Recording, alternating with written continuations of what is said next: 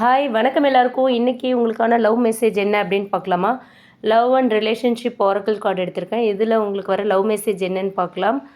என்ன மெசேஜ் வருது உங்கள் ரிலேஷன்ஷிப் பற்றி, உங்கள் பர்சனோட கரண்ட் எனர்ஜி டுவர்ட்ஸ் யூ என்ன அப்படிங்கிறத பற்றி பார்க்கலாம். உங்கள் பர்சனோட கரண்ட் தாட்ஸ் என்ன அப்படிங்கிறத பற்றி பார்க்கலாம். என்ன கார்டு வருது, என்ன மெசேஜ் வருது? I'm having doubts about your commitment level. Okay, உங்கள் பர்சனோட மனசுக்குள்ளே வந்து நிறைய கன்ஃபியூஷன் அண்ட் இன்செக்யூரிட்டி இருக்குங்கிறது இந்த கார்டு மூலயமா தெரியுது.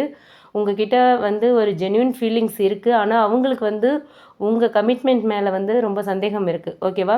இது வந்து அவங்களோட பாஸ்ட் எக்ஸ்பீரியன்ஸும் காரணமாக இருக்கலாம், இல்லை உங்கள் சைட்லேருந்து கம்யூனிகேஷன் அல்லது வந்து அஷூரன்ஸ் வந்து குறைவாக இருக்கலாம். ஓகேவா? அதனால் கூட அவங்களுக்கு இப்படி ஒரு சந்தேகம் வந்திருக்கிறதுக்கான வாய்ப்புகள் இருக்குது. ரிலேஷன்ஷிப்பில் இருக்கீங்க அப்படின்னா உங்கள் பார்ட்னருக்கு உங்களை பற்றின டீப் லவ் இருக்குது.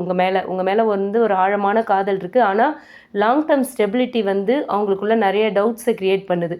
இது ரியலான கமிட்மெண்ட்டா, இல்லை அட்ராக்ஷனா, டெம்ப்ரவரி அட்ராக்ஷனா அப்படின்னு அவங்களுக்குள்ளேயே நிறைய கேள்விகள் வந்துட்டுருக்கு. ஸோ கம்யூனிகேஷன் அண்ட் ரீஅஷூரன்ஸ் தான் இவங்களுக்கு தேவை அப்படின்னு சொல்கிறாங்க யூனிவர்ஸ். ஓகே, அடுத்து நீங்கள் நோ கான்டாக்ட் பிரேக்கப்பில் இருக்கீங்க அப்படின்னா பாஸ்ட்டில் வந்து உங்கள் பர்சன் வந்து உங்களோட கமிட்மெண்ட்டை டவுட் பண்ணதால் இப்போ உங்கள் 2 பேருக்குள்ளே ஒரு செப்பரேஷன் வந்திருக்கலாம். இப்போவும் உங்கள் பர்சன் உங்களை நினைக்கிறாங்க, ஆனாலும் வந்து கனெக்ட் ஆகிறதுக்கு முன்னால் உண்மையாக இந்த ரிலேஷன்ஷிப் ஒர்க் ஆகுமா அப்படிங்கிற பயம் இருக்குது அவங்கக்கிட்ட. ஸோ அவங்கக்கிட்ட பேஷன்ஸ் காட்டி ஸ்லோவாக ட்ரஸ்ட் பில்ட் பண்ணினீங்கன்னா 2 பேருமே திரும்ப ரீயூனியன் ஆகிறதுக்கான வாய்ப்புகள் இருக்குது. ஓகேவா?